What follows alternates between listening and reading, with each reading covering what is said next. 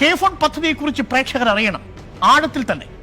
ഒരുപക്ഷെ ഒരു മൂന്നാം ലോക രാജ്യത്തെ ഏറ്റവും പ്രധാനപ്പെട്ട വിവര വിപ്ലവ പദ്ധതിയായി മാറുമായിരുന്ന ഒന്നായിരുന്നു കേരളത്തിന്റെ കെ ഫോൺ പദ്ധതി.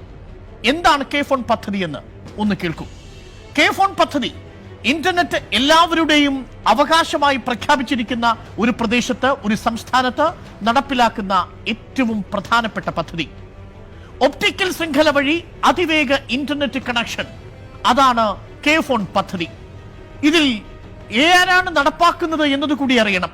KSEBയും KSITLുമാണ് ഈ പദ്ധതിയുടെ പ്രധാനപ്പെട്ട നടപ്പാക്കുന്ന എക്സിക്യൂട്ടീവ് ഏജന്റുകൾ.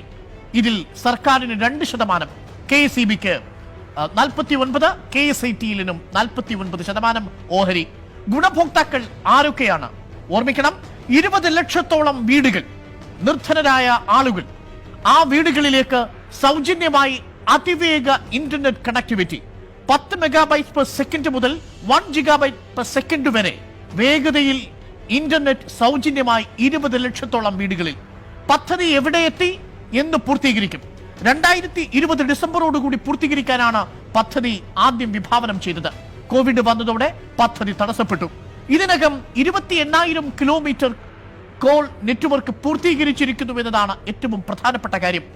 ഇനി 24,000 കിലോമീറ്റർ കൂടി അത് പൂർത്തീകരിക്കേണ്ടതുണ്ട്. മൊത്തം ചിലവ് 1516.76 കോടി രൂപ. ഇതിൽ ഭൂരിഭാഗവും കിഫ്ബിക്ക് ഇപ്പോൾ കൃത്യമായി തന്നെ ലോണായി ലഭിക്കുകയും ചെയ്തിട്ടുണ്ട് സെൻട്രൽ ഗവൺമെന്റിൽ നിന്ന്. ഈ പദ്ധതിയുടെ 3 പ്രധാനപ്പെട്ട ഓഹരി ഉടമകളെ നമ്മൾ കാണണം. അതിലൊന്ന് KSEB ആണ്, 49% ഓഹരി. മറ്റൊന്ന് Kerala state IT infrastructure limited, KSITL 49%. പിന്നെ 2% സർക്കാരിനും. ഇനി ഇതൊരു കൺസോർഷ്യം വഴിയാണ് നടപ്പാക്കാൻ ഉദ്ദേശിക്കുന്നത്. കൺസോർഷ്യം നടപ്പാക്കുന്നതിന്റെ ചുമതല പൊതുമേഖലാ സ്ഥാപനമായ ബെല്ലിനാണ്. ബെല്ലും ഒപ്പം റെയിൽടെൽ എന്ന പൊതുമേഖലാ സ്ഥാപനവും. ഈ റെയിൽടെല്ലിന്റെ സ്പെക്ട്രം ലൈസൻസ് ആണ് ഈ കെ ഫോണിന് വേണ്ടി ഉപയോഗിക്കുന്നത് എന്നർത്ഥം. ഇത് പ്രായോഗികമായി നടപ്പിലാക്കാൻ 2 സ്വകാര്യ ഏജൻസികളെ കൂടി ഈ കൺസോർഷ്യത്തിൽ ചേർത്തിരിക്കുന്നു. അതിലൊന്ന് SRIT എന്ന സ്ഥാപനം, മറ്റൊന്ന് LS കേബിൾസ് ആൻഡ് സിസ്റ്റംസ് എന്ന സ്ഥാപനം. ഈ കൺസോർഷ്യമാണ് 52,000 കിലോമീറ്റർ ദൈർഘ്യം വരുന്ന കെ ഫോണിന്റെ കേബിൾ ശൃംഖലയെ പരിപാലിക്കുന്നതും അത് സ്ഥാപിക്കുന്നതും എന്നർത്ഥം. ഇനി നേട്ടങ്ങൾ ഉണ്ടാകുന്ന മേഖലകൾ അതറിയണം. നേട്ടങ്ങൾ കെ ഫോൺ സമ്മാനിക്കുന്നത് സംസ്ഥാനത്തെ IT മേഖലയിലെ വൻ കുതിപ്പാണ് സാധ്യമാകുന്നത്. ഏതൊക്കെ മേഖലകളിൽ നിന്ന് ഈ ഗ്രാഫ് നമ്മളോട് പറയും. വിദ്യാഭ്യാസ മേഖലയിൽ വിപ്ലവകരമായ മാറ്റങ്ങളിലേക്ക് കടക്കും. ആർട്ടിഫിഷ്യൽ ഇന്റലിജൻസ്, സ്റ്റാർട്ടപ്പ് തുടങ്ങിയ മേഖലകളിൽ കുതിച്ചുചാട്ടമുണ്ടാവും. സർക്കാർ സേവനങ്ങളെ കൂടുതൽ ഫയലിംഗ് വഴിയും ഗവേണൻസ് വഴിയും ജനങ്ങളിലേക്ക് അടുപ്പിക്കും. ഹെൽത്തും കൊമേഴ്സും കുറഞ്ഞ ചെലവിൽ പ്രോത്സാഹിപ്പിക്കപ്പെടും. IT പാർക്ക്, എയർപോർട്ട്, തുറമുഖം തുടങ്ങിയവയിൽ ഹൈസ്പീഡ് കണക്ടിവിറ്റി കേബിൾ TVക്കാർക്ക് ഉപയോഗിക്കാൻ കഴിയും. ട്രാഫിക് മാനേജ്മെന്റിനുള്ള സൗകര്യം ലഭ്യമാണ്. ഗ്രാമങ്ങളിൽ ചെറുകിട സംരംഭങ്ങൾക്ക് കൊമേഴ്സ് വഴി വിൽപ്പന നടത്താനുള്ള സൗകര്യവും നിലവിൽ കെ ഫോൺ ഒരുക്കും. ഒരുപക്ഷെ ഈ സർക്കാരിന്റെ കാലത്തെ ഏറ്റവും പ്രധാനപ്പെട്ട ഫ്ലാഗ്ഷിപ്പ് പ്രോജക്റ്റുകളിൽ ലൈഫ് മിഷനോടൊപ്പം നിൽക്കുന്ന ഒന്നായി തീരുമായിരുന്നു ഈ കെ ഫോൺ പദ്ധതി എന്നർത്ഥം. ഇനി ചില കണക്കുകൂട്ടലുകളുണ്ട്, അതുകൂടി പ്രേക്ഷകർ ശ്രദ്ധിച്ചു കേൾക്കണം.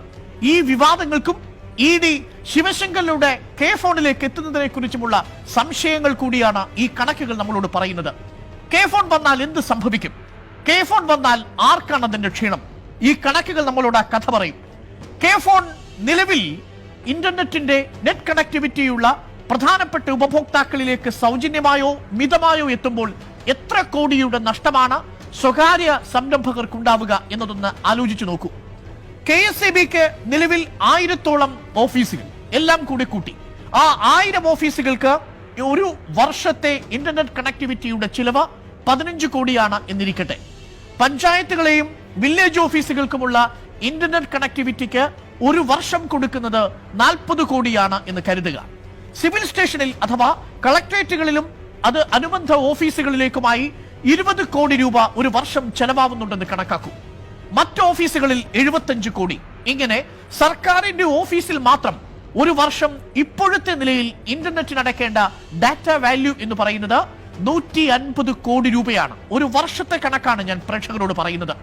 150 കോടി ഇപ്പോൾ വിവിധ സർക്കാർ ഏജൻസികൾ ഉപയോഗിച്ചിരിക്കുന്നത് BSNLന്റെ മാത്രമല്ല ACVയുടെയും ഒപ്പം ജിയോയുടെയും അടക്കമുള്ള സ്വകാര്യ സംരംഭകരുടെ കൂടി നെറ്റ് കണക്ടിവിറ്റിയാണ് സർക്കാർ ഉപയോഗിക്കുന്നത് എന്നർത്ഥം. ഈ 180 കോടിക്ക് പുറമെ പ്രധാനപ്പെട്ട ടാർഗറ്റ് ഗ്രൂപ്പ് 20 ലക്ഷം വീടുകളാണ്.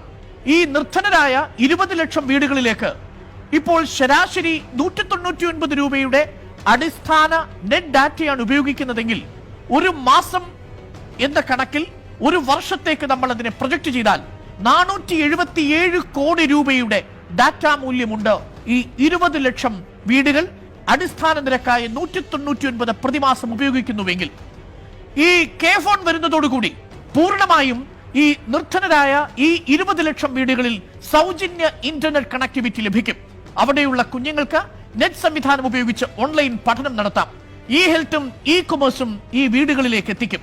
പക്ഷേ ഇതിലും ഏറ്റവും പ്രധാനപ്പെട്ടത് മിതമായ നിരക്കിൽ ബാക്കി നിൽക്കുന്ന 90 ലക്ഷം വീടുകളിലേക്ക് ഇന്റർനെറ്റ് കണക്ടിവിറ്റി എത്തിക്കുന്നു എന്നുള്ളതാണ്. നിലവിൽ 199 രൂപയാണ് അടിസ്ഥാന റേറ്റ്.